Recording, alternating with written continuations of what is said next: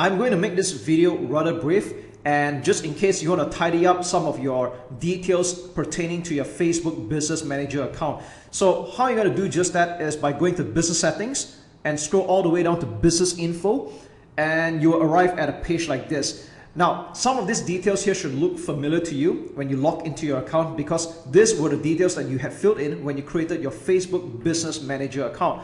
So let's start off head to toe. All right, this is the name of the business account that I'm using for an example here. So you might notice that there's a blank thumbnail over here. We'll click on that, edit, and click over here.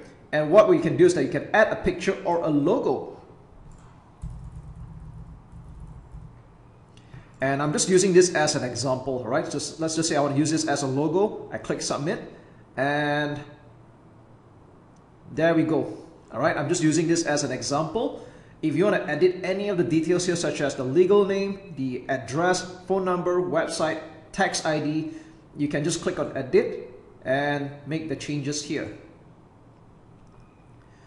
Another thing of interest here is that you click on notifications. This is on the left here.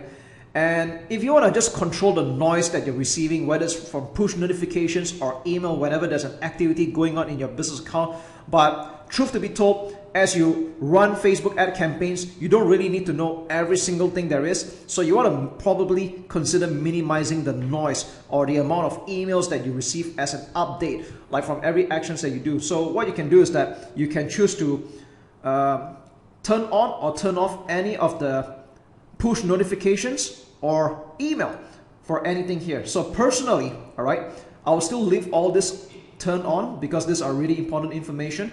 Marketing updates, personally, I turned everything off, and that's exactly what I just did here. Partner program updates, I think this is not important as well. I just turned everything off.